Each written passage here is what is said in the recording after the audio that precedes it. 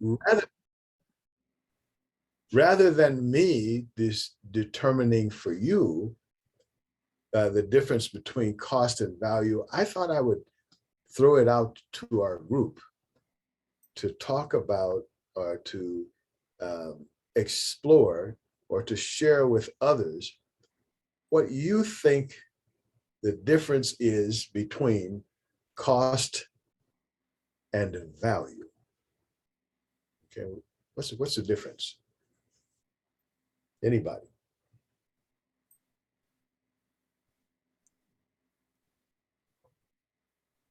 Well, I guess in some ways, cost is more of an external value sometimes. I mean, an external thing, and value tends to be more internal.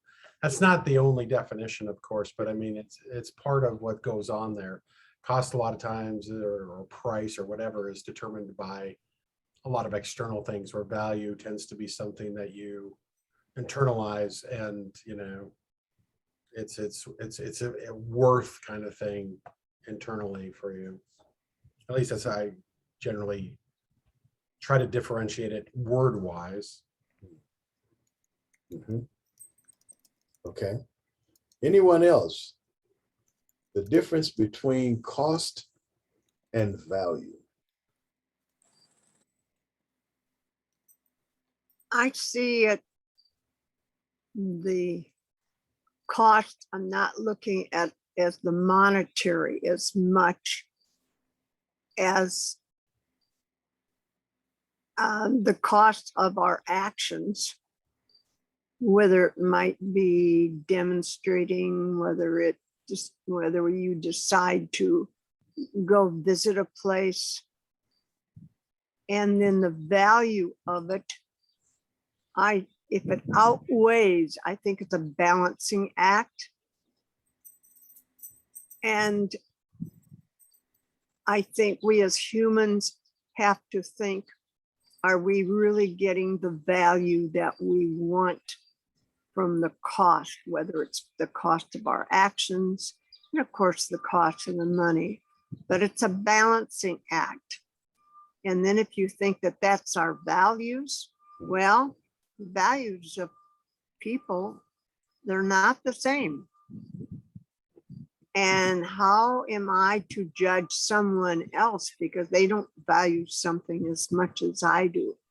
And I think that's where our conflicts come in our society. Mm-hmm.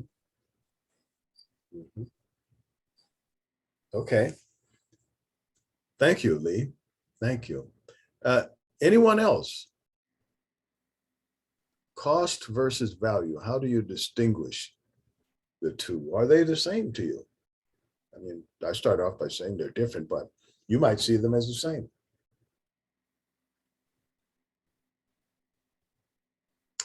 Well, in the interest of time, if you think of something as we go along, if you can think of something, please share that with us. For the purposes of this conversation, I am going to say that cost is objective and value is subjective. Okay. Cost is rather easily measured, making it more of a measurable, whereas value is a little bit more hard to measure.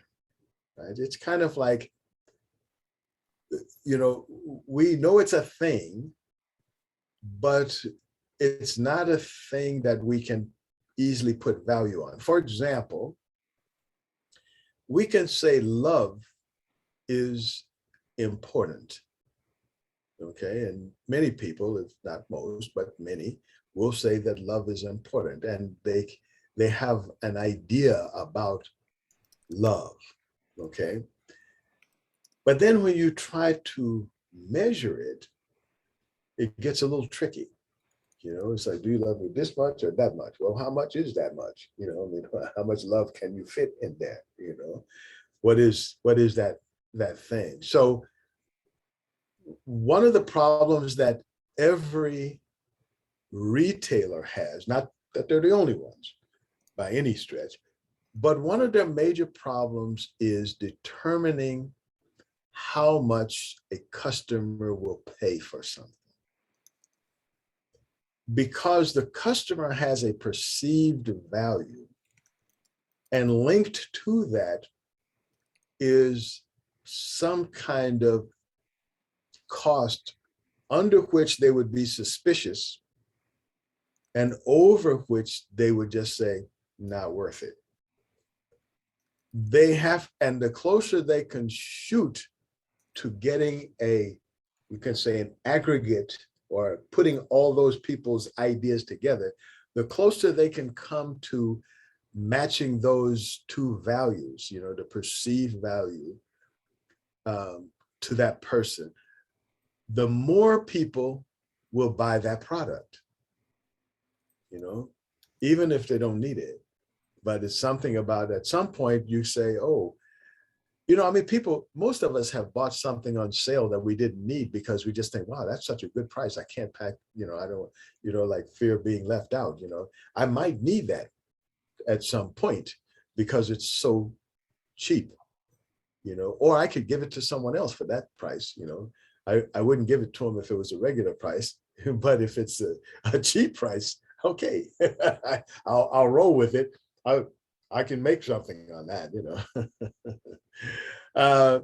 So I'm going to throw that out as a kind of conversation starter, and to lead us into our kind of a first, well, getting started.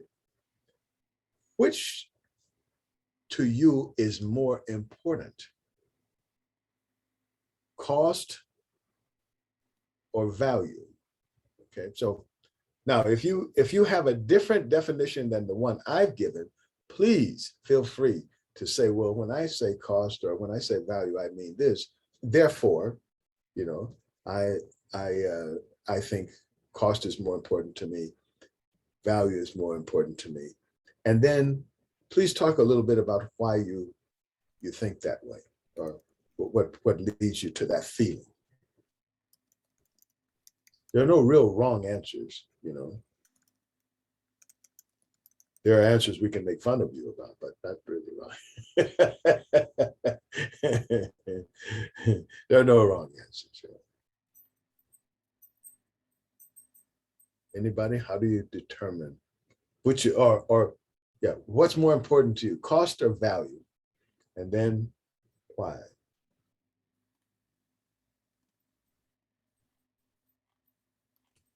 You know, there's something an old boss of mine, an old publisher, told me once, and I mean, I don't know if I totally internalized it, but I do think it's probably true, in that he once, I mean, he said that he used to use this all the time, but he says, you know, it isn't whether you give, and he was talking about, you know, selling things, of course, but it isn't whether, you know, you give someone a good deal, it's whether they think they've got a good deal. And I think that's probably true for everything, a lot of things for people, because there's a lot of things we just don't know a value except for how others value it. There's one old, there was a photographer that used to work with a friend of mine who hated doing wedding shoots. So he had a little studio. He wanted to do a lot of creative stuff. So what he did is he tripled his prices for wedding shoots, and they're at least double the next closest person. And after that, all he ever had time to do was wedding shoots, because everybody thought he was the best. He had to be the best wedding photographer because he charged twice as much as everyone. And so, you know, because people, you know, there's not as much of a, you know, people don't have a good sense of their own subjective value on certain things. And that was one of them. It's like, well, I don't know how good this photographer is, but obviously they must be great because they charge so much. So, you know, and sometimes, I mean, there's things that we have intrinsic values that we value regardless of what we perceive the cost, things that we're more intimate with. I think, you know, you're talking about these more essential values, but for a lot of things that we haven't experienced, or we don't know what, you know, true value is other than it will provide some service, cost ends up kind of replacing it. So You know, what he was saying about cost and value being relative to each other, I think it's really true. It is kind of a balancing act between them, but it's when it skewers off one side, a lot of times it affects the other one, you know? Yeah. Excellent points. Excellent points, Todd. It brings to mind the complication. What you pointed out there is very important for this conversation, is that these are not easy questions. They're not easy questions. And if you haven't noticed, there are rarely easy questions on these discussions, you know. But that's the whole point, is the easy stuff you can talk about at coffee, you know. But let's have a conversation and try some ideas out on things that, wow, what do I really think about that? So getting to our conversation here, others, do you have an idea of which do you value more? Cost or value? You know, which is more important to you? I agree with your first statement that it's a very hard question because it is such a broad question that there's so much criteria that goes into it, like which age group. You're deciding on what items in your home you want to get rid of in the new age group does not have the same value as you have. If social economic differences in our world, you know, if you don't know where the next meal is coming from, you value that piece of bread maybe more than somebody else. So there's so much criteria with that question. That's kind of like throwing something in an air like confetti and say, which one's the prettiest? Yeah. Good point. Good point. Now, if we look at, that's one of the reasons I like to narrow these definitions down, so it helps to put the conversation in better context. But whatever context we put it in, Lee, I think your point is still relevant, very relevant, and it's really important to recognize how relevant that point is. Because as I mentioned, most people have a hard time with this. That's why department stores are always changing their prices up and down, sideways, and up, because they're trying to figure out how do people value this, right? Because ultimately, let's say when you make a purchase, let's say you work for $10 an hour, right? Well, if you spend $10 on an item, essentially you've given away an hour of your life in exchange for that product, right? Because you spent an hour of your life to make that $10. Now that $10 is the currency that transfers value. That's what money does, is transfer value, okay?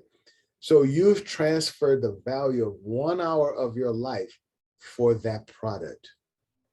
Now, if I make $60 an hour, I'm giving away considerably less of my life for that same product, right? So in some ways, it gets down to what's the value of your life? What's the value of your time? And time in many cases equals life. I mean, if you run out of time, say no more, you know? So when you're making this determination that you're going to transfer the value of 1 hour of your life for this thing that you want, cost versus value becomes pretty important. You know, would you live 1 hour less in order to have that thing? Essentially, is what you're saying. Right? That's a big question. Right? How that gets to how important is that thing for you?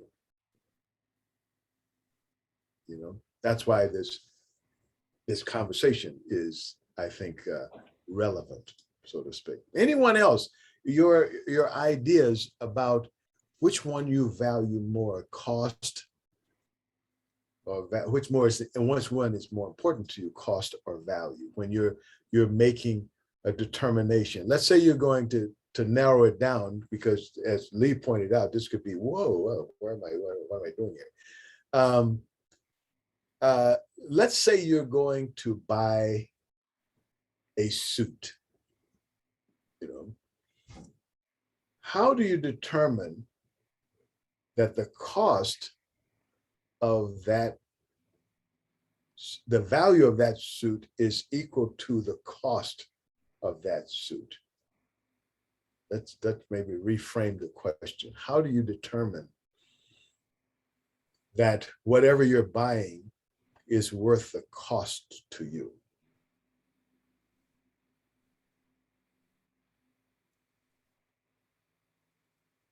I will throw in a thought that we talk about often, how we are feeling beings rather than thinking beings, and how something makes us feel about spending our money or our time really causes a lot of us some trouble.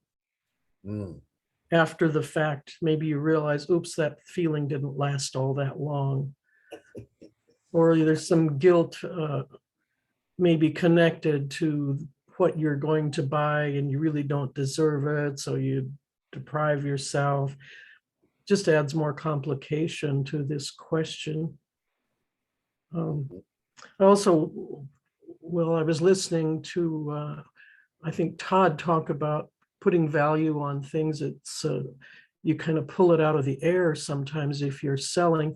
Right now, a lot of us who do plein air painting are faced with the dilemma of putting a price on our paintings when we have our wet paint sale. And that is one of the most difficult things for an artist to do. And you consider, do I really want to sell this anyway? Should I price it so high nobody will buy it? Or, oh, it's really not all that much and nobody's going to pay it much for it. I'll just pretty much give it away, you know, add the cost of the frame. And this happens all the time. Right now, we're getting ready to hang a show at the museum. And so it's not easy to put cost and value on things like that. I would certainly agree, Betty. And can you talk a little bit about how you go about it? I reinvent it every time, I'm sorry, but I just read a discussion yesterday on a plein air site, somebody who was painting for the first time, more or less, and wanted to know, how do people price their paintings? So people have come up with formulas that they use, so much per square inch. And somebody was saying, well, you got to figure the cost of your materials and your tubes of paint. Shoot, I buy a tube of paint and I use it till it's gone, or it maybe never gets gone. Your brushes, and it's just, I can't do that. That's, it drives me crazy. Yeah, yeah, for that purpose, exactly.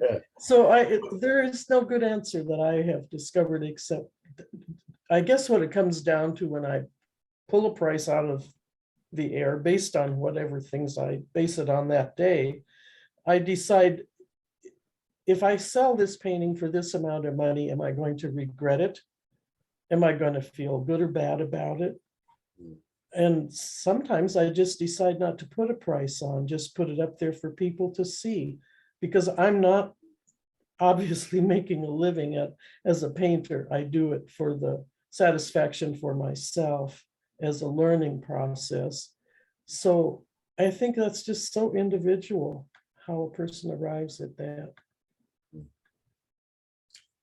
This is an issue that you can see, and it's worth reiterating, that when you go, for example, to buy real estate. I have a friend who's in real estate in DC, and we were recently having a conversation about, what's happening generally in real estate. And she was talking about how one of the houses that she had on the market went for 1 million over the asking price. 1 million over the asking price. Okay, so the question is, there's cost, that 1 million over the asking price, but clearly value came into that equation. And the value isn't always something to do with the house, especially like in the auction.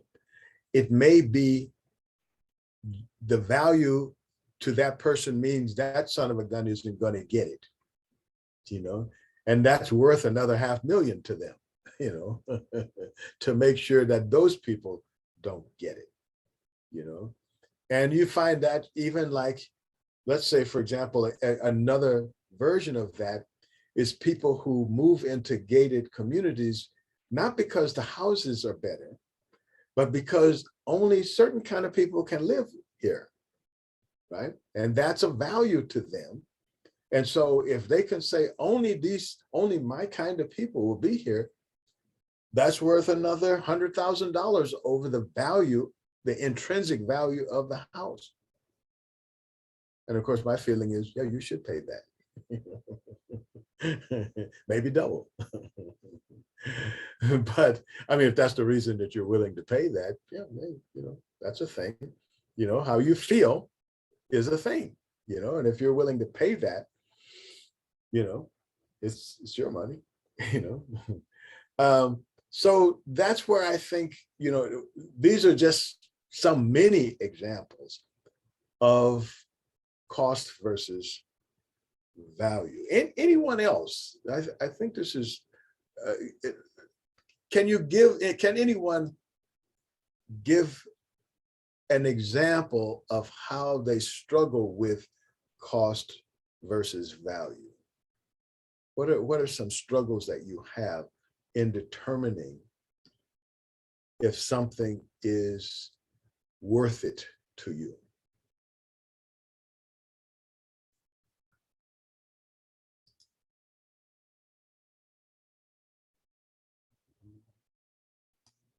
Good morning, everyone. Good morning, Crystal. So I think, like, for me, when I think about that suit, expensive suit or expensive dress, whatever it may be, I always think, like, how many times am I really going to wear it? I mean, if I'm just using it for a wedding, I probably wouldn't pay $100 for it. But, if I had other places to wear something nice and fancy, then I might pay $100 for it. But if I don't, then I would probably, so I'm a thrift store garage sale person. I love going to thrift stores, garage selling, things like that. And just because like buying all these Nike name brands or whatever items, I don't mind getting used clothing items. Like, I've been a garage sale shopper since my children were little, and that's what they basically grew up on. I've had cost versus value in my life, as far as when all my kids were little, going school clothes shopping. I would maybe put a shirt in a cart for myself. And then in my head, as a mom with 6 kids, you're adding up everything they put in a cart. So then finally, I'm like, at the end, well, this $20 shirt for me isn't, I'll get it next time. Right now, I'm concentrating on getting my kids what they need. So, and then that, for me, that value of having my kids have one outfit on the first day of school looking brand new and new shoes, that was a good value decision for me. And sometimes, like cost too. I remember when my daughter was a teenager, for her 16th birthday, she wanted this pair of these brand jeans back in the 80s. It was called Jabot jeans.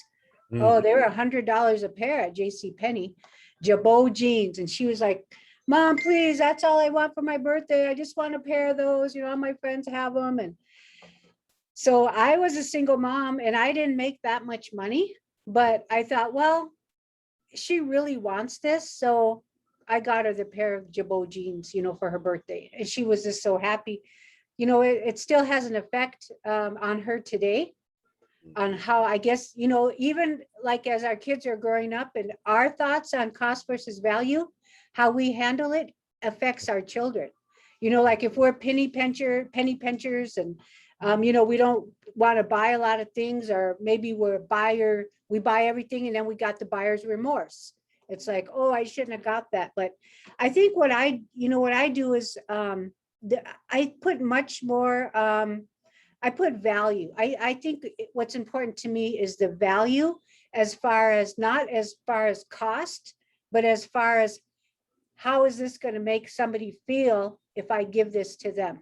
If I see somebody, if a friend likes something, or I hear in a conversation that, oh, I wish I had this, or I like this brand of coffee, I might get that brand, even though, it's kind of $20 for a can of coffee. I'll say, well, they've been wanting that. So I don't really, I think I put like the value of trying to get a smile or create a happiness out of that part of, when I think about buying something. And then also I do the garage sales. But one thing my mom always, she's 95 now, she'll be 96 this year, but she always has a value attached to bread, like just a loaf of bread. Every meal she has to have a piece of bread, because as a young growing up, before she went to boarding school, her dad taught her the value of bread. They didn't have much, but if you get a piece of bread with your dinner, you don't waste that bread. You got to always eat it. And he said, bread is sacred, kind of like in the church, they give you those little bread wafers when you do communion. So is that what it's called? Communion? Yeah.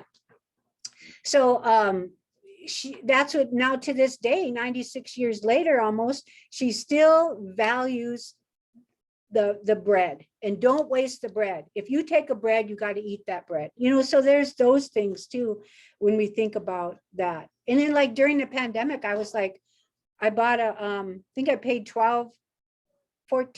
was almost $2,000 for a pop-up camper.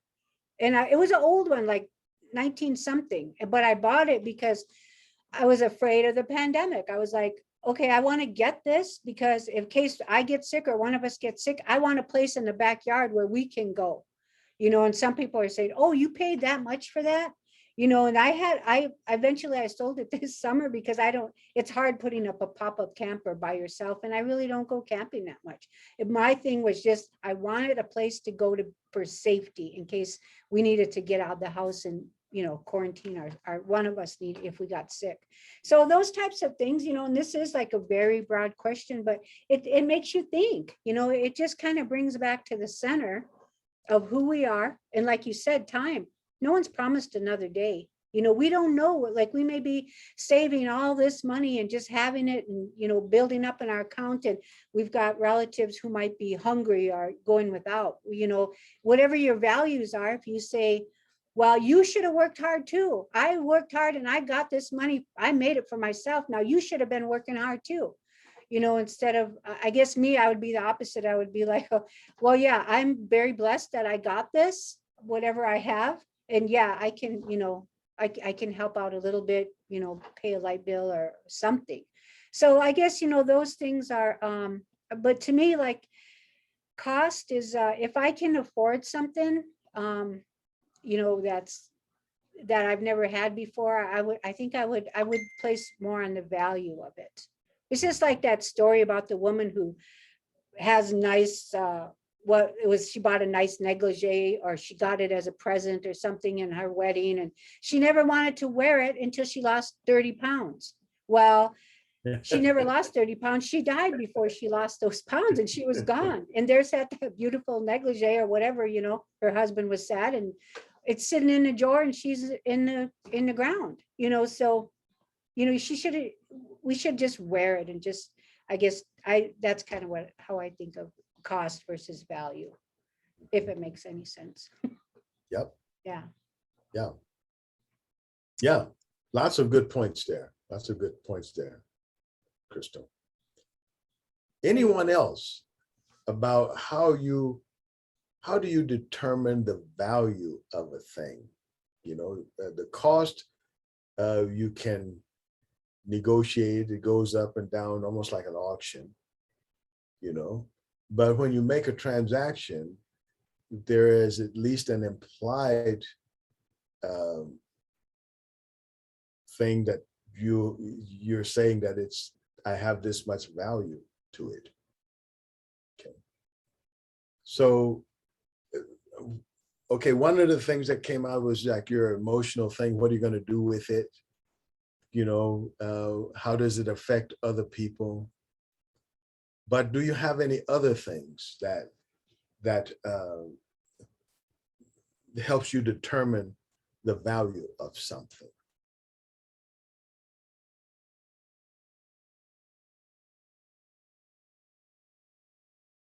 Anyone else?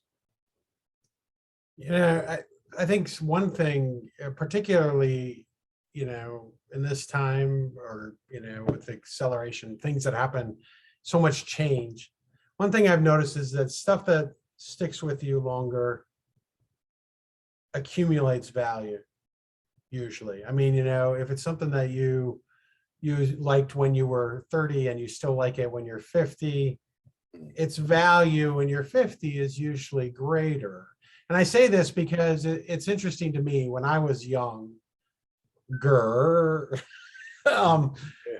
you know, I spent a whole lot of my income percentage-wise on recorded music. I mean, a whole lot.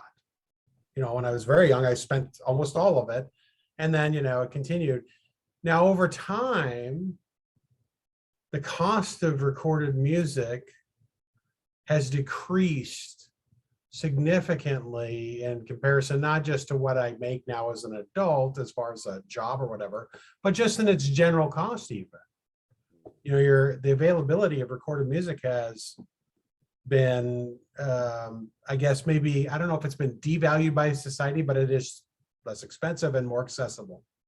It's no longer tied to a thing as much. Hmm. But my value of it has not decreased really. I listen to much more music now and a lot wider variety. And so its cost has not, I mean, it's changed, the cost has, but the value has stuck or increased. And part of that is just because it's something that I've held on to over time.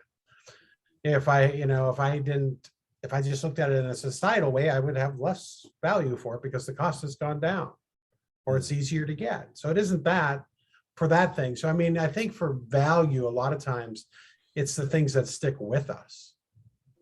You know, you can talk about more esoteric terms or, you know, more like non-physical terms, like you talked about love. Certainly, these are things that stick with you longer. And, you know, this is something that has come into a lot of discussions I've had with my wife recently, because I'll get to an age shortly of when I'll retire from a job that I have. That's not an easy job, but it does, you know, it pays well. And I'm starting to have that discussion about time, because time is something that is of great value for everyone. Like you say, if there's nothing promised. So realistically, you know, that window shortens when you realize I've lived more years than I will live. And the value rises, and you think about these things more. So then, you know, these, and this is where your difficult discussions come in, like, well, how much then is enough?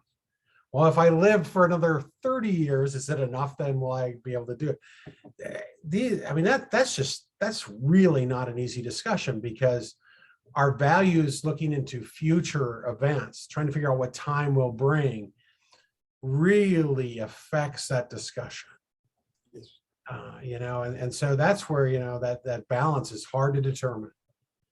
But I think, you know, things that stay longer than, you know, and time being the one great variable, it is X in that equation that always has us guessing and will always be an issue. Excellent points. Excellent points. Lee? Yeah, I didn't want to take somebody else's time. It's really been brought to light, the differences there. of age groups. And I was thinking, we don't have somebody 20s in here. I don't think. I don't know. Probably Ryan's not 20 yet, but other than Ryan, Jessica, you can't see her. ask, Jessica's still a teenager, Hardly. yes. Thanks, though. the dark. But anyway, thinking of looking at things and what they appreciate now, and I'm going through, needless to say, I think I outdistance most everybody in this panel in age. And boy, does that make a difference when you see the different viewpoints of age. Probably makes a bigger difference. And I was thinking of climate. And I have enjoyed nature, and Tom and I, nature was number one in our life, and the importance of it. And it is true with some young people now too. And that topic, using cost and value, we are experiencing the cost of not valuing nature. But I have been with people near my age that when I mentioned, they said, I don't really care. I'm not going to live long enough anyway. Boy, that bothers me. Yeah. But it also affects our actions. If we don't value something, how do we treat it or them? And so I think our values play a very important part. And our age group needs to think seriously about this topic. Thank you, Lawrence, for bringing it up. Well, thank you. Thank you. Lots of interesting points have been made and I hope will continue to be made, because all of those different considerations, as Lee pointed out, there are kind of like confetti. You throw them all up, and is the blue one or the red ones, or that square one or the triangle one? Which one is the thing? And they're all kind of the thing. They're all have some impact that they play. And it's worthwhile noting that any transaction we do, whether it's monetary or not, has to do with this cost versus value. And I think it in some ways gets to the question or the admonition, or someone saying, know thyself, because the value of something really is a personal thing. Now, we can make it broader by just adopting other people's values or putting a value on what they think of us and then transferring that value to ourselves. For example, if we think that we will get more respect if we have a nice car and it's always clean and shiny, it may not be something that turns our clock, but what we want is the respect of the people who it does turn their clock. So you could either go to the cost, i.e. expense, of not only getting the shiny car, but keeping the car shiny, or you could get new friends, and not worry about it. But either way, there's a cost. You might like those people other than that, but you just say, but I won't do that. It's like, I like you, but as the song say, but I won't do that. So other ways that you've found making a decision about how much is this worth to me, not just financially, because as has come out in this discussion, there are other kinds of decisions that are also based on cost versus value. So can you give some other, can anyone else or anybody give some other examples of the struggle between trying to figure out, is this thing worth it to me? Do I really want to give up an hour of my life for this $10 product?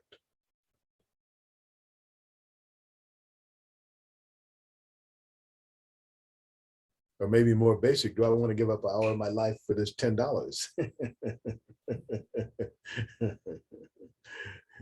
One of the things that I measure more now than I used to is the value of my time making decisions on whether to be more sociable just for the sake of being around other people, or if I'm going to give my time to an organization because I feel I can help something good happen that I'm interested in, or to just stay by myself and do the things that I'm interested in right now, whether it be reading or painting or sleeping or thinking. So time, as Lee was saying, is really more valuable the older we get, I think.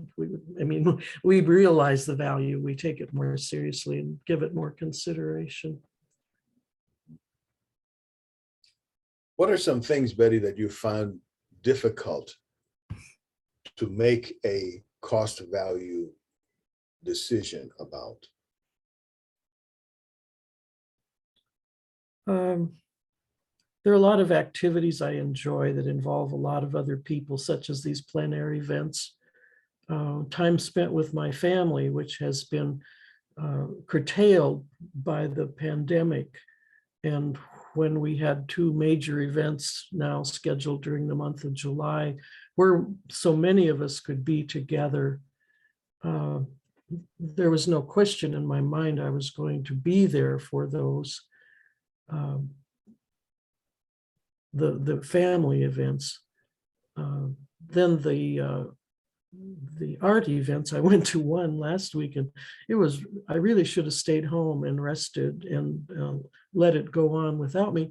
But I weighed it and I thought, I just will feel really disappointed if I'm not there to see the people that I care about in the art world that I haven't seen for a couple of years. And so I went, but I paid a price, and I'm kind of reeling and struggling to get my energy and strength back, and things I have to be ready for coming up. So that's a struggle for me right now. And I keep kind of rewriting my priorities so that I can keep in mind the things I have decided are really important, and sometimes just have to make excuses, not only to others, but to myself. Just stay home. Hopefully there'll be another day. Yeah, interesting. Interesting. Those are exactly the kind of decisions that I was talking about, like, you have your health issues, and sometimes it's just like, I'm just not feeling it today. I'm just not feeling it today. There's some days when your BS level, tolerance level is high, and other days when it's low, And so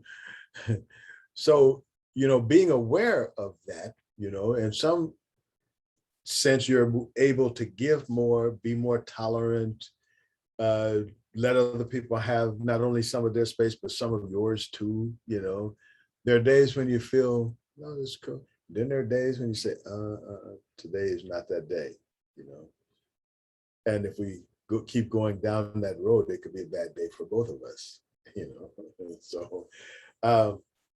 So sometimes, sometimes those are the non-monetary cost benefit analysis.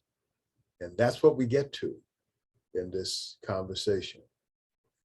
Everything that, we do, there is a cost benefit component to it.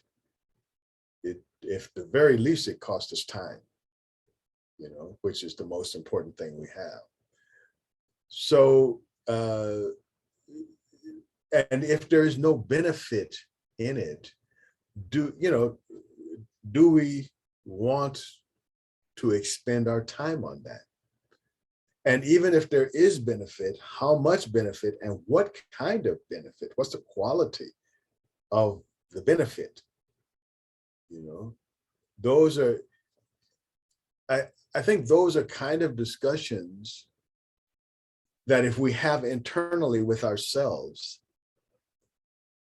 we can get used to making them. And then at first it can be like, oh, mind clutter, how do I figure this out? But then you start to, at least for me, I started to make some kind of, okay, I know this is what I like. I know over time that I'll be happy over the long term with this decision. And I have had experiences where I went for the shiny object and later can't even find the shiny object. I don't even know what that thing is. But at the moment, it felt like if I don't get this thing, the air is going to be sucked from the room. But so over time, you know more about yourself and what you're going to be happy with and not, but you're still left with that decision of cost benefit analysis. So maybe another way to phrase the question of how do you determine the value of something is how do you weigh cost benefit? Ideas about, and again, it's like Lee's confetti analogy.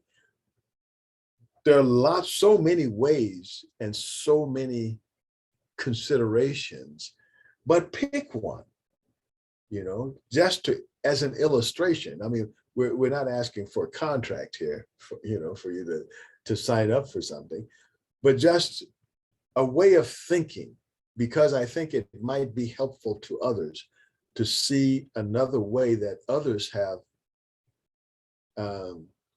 come up with a way to do a cost benefit analysis. What is the basis on which you do that?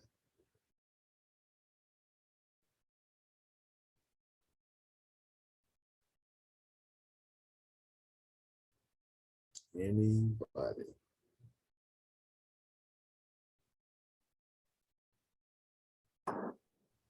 That question brings to mind, is that why we cannot do things? Well, we can, but a person needs other people to be around to give help, and you might help others with suggestions. If you feel overwhelmed, if somebody said, well, why don't you try this and forget doing this? That really helps. Mm. So if we can use those other resources to help us in our life with especially if you're talking about time of value, but even money, what you're going to, do you really think it's worth that? Maybe you can get this one. It's made, it looks the same. Maybe it's, use your resources and know that you don't have to do it alone. So if I could throw out a few more, and please keep, sort of brainstorming, because that's why we call this brainstorming, some different struggles you might have. When we're doing cost benefit, one of the things is, if you know the benefits that you want, then you're better positioned to say, does this align with my major box of things? Does it move my life ahead any toward a goal that I've set for something I want to do? Does it help, do nothing, or hinder that, right? Is it a temporary hindrance with a potential double gain later, right? One of my kind of check boxes, if you will, is, does it do the most good for the most people most often? It's kind of like a cornerstone of, something, a checklist I can do. If I'm in a quandary about, will I do this or how am I feeling about this? If I am going to commit some time and effort to a project, how does it serve that overall goal? Does it serve that overall goal? Kind of like a mission statement for your life, if you will. And if a person has a kind of mission statement for their lives, it's easier to do cost benefit analysis on whether or not this thing serves you. But if you don't have a mission statement, it's that old African proverb, if you don't know where you're going, any road will take you there. It's like, it doesn't matter what you do. It's like, if you have no goals, and I'm not, saying, okay, everybody has to have this really structured goal or any goal, but I'm just saying there's a correlation between, look, I'm trying to do this generally in my life. When I was in just out of high school, in fact, I decided it in junior high school, but I kind of got it together more right after high school. I wanted to be what I called a world bum. I wanted to go around and see as many different places and cultures and experience all the different kind of food and, of course, different kind of women, as I could, at 18. That was my goal. And I pretty much dedicated the rest of my life to most of that. And but now, okay, I've kind of done as much of that as I want to do. What else is there? Because, you started saying, okay, I'm going to different countries, but there's something strangely repetitive about my modus operandi here. And I need to maybe I want to do something different, And so then it became, okay, look, I have benefited greatly from the world. Now maybe I could add some benefit. Maybe I can give something back to people. So thus my goal. So I'm asking you guys now, do you have, any kind of framework in which you can determine, this is how I value things,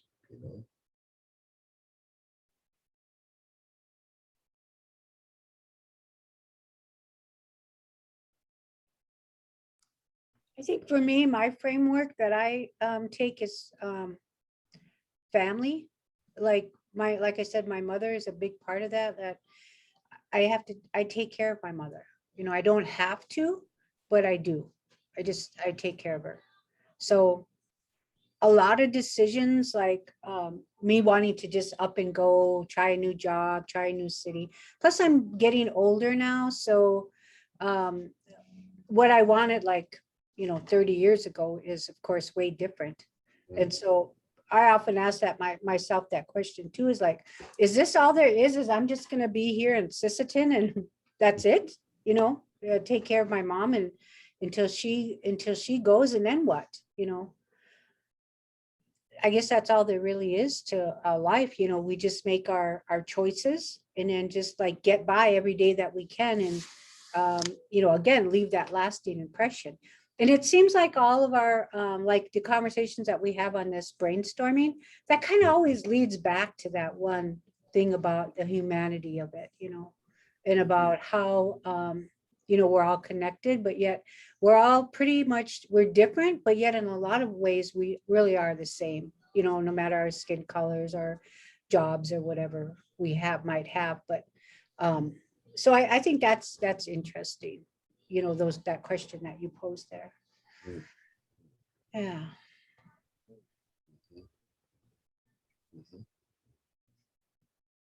Yeah. Well, those are the kind of questions that I'm hoping that each of us will start to put in our mix. Just raise it to awareness. it's hard to imagine that people don't entertain such a question in their lives. It's hard to imagine, well, how could you even, have brainwaves and that doesn't come up, you know what I mean? But it's one that, as Lee pointed out earlier, it's really convoluted. It's like it's all out there, and there are all these things that are interconnected. So it seems like it's worthwhile to create a, for lack of better word, schema, a kind of matrix or a kind of pattern that, at least when we're aware of, we're making a cost value or cost benefit analysis, we have a framework in which to think about it, right? It doesn't mean, to me, it doesn't mean you have to be stuck with it, but it could be useful as a starting point. If you can't make a decision, for example, if you're making a decision about buying a product, and somewhere you have decided, I'm going to buy quality over price, right? Well, if you go with the paradigm of like, well, let's buy the most expensive wedding dress, doesn't mean you're going to get quality. It means that you just paid more. Or if you're going to hire the most expensive guy, it doesn't mean you're going to get better pictures. It just means you pay for it. Anybody who has lived and paid attention knows that there is no straight line axis between cost and value. You cannot determine, and if you need examples, I have plenty off the top of the head, that how much you pay is not necessarily a relationship between what you get, but the key to getting what you want is to know what you want. If you want to buy a suit of good quality, whether it's at the retail store or, as Crystal was saying, in the thrift store, your greatest friend is this. Because if you know the difference between the quality of this material and its, how long it will last, how it will hang on you, if you know the difference between stitching, you can look at the stitching of the clothes and determine this will last and this one won't. And because of the way this thing is made, it will fit my body and I can move. If you know what kind of colors and shapes make you look better, so, instead of waiting until you gain 30 pounds, you learn how to pick the lingerie that makes you look 30 pounds thinner, in the meantime, while you're working on that 30 pounds, if you know those kind of things, then, and that is your, because you're buying quality, then you can make those things match up. But if you're just low cost leader, everything is simpler because you just like look at the price. You don't care if there's like soggy cornflakes in the box, as long as the box is cheaper. You don't care if there's more salt in the, that's in the can of beans than in the fresh or frozen beans. It's cheaper. And if it's, cheap is good, if cheap is good is your motto, then you go for cheap. There's a thing for that, it makes everything simple, it's just and it's objective, just cost, you don't care. And cost on the front end, because the things that cost often on the front end costs you less, like more salt in the can of beans, you pay for it again in medical bills, and just, you don't feel good, and that's got to be worth something, feeling good, So if you just do cost, there's a cost to that too, So that's kind of like what I wanted to bring to you today. And I hope that this will spur some interest in just determining for yourself what's important to me. What do I value? What are the things? Maybe even try writing it down over time. Some people work better if they sit down and just think about something once and then figure it all out. Other people might take more time and more consideration. So you might write one thing down a week or something oh yeah, that's important to me. Because you may discover things once you start thinking about it and asking that question. You may discover things that you like that you never paid attention to, how much it made you feel good, or how it made you feel. Well, as they say, that's all the news that's fit to spit, We will see you next week, same time, same station. Did you put our topic in for next week, Ryan? Personal skills. Interpersonal skills. That should be an exciting one. And I hope you guys will think about like the value of interpersonal skills and how you get them. Who teaches you that, or who's should be responsible for teaching it, all of those kind of things. Check out the notice. When you get the notice, check out the questions and reflect on them, so you'll have some pop answers for the pop quiz. Bon, d'accord. We'll Thank see you. You bet. We'll see you next week on a brand new show.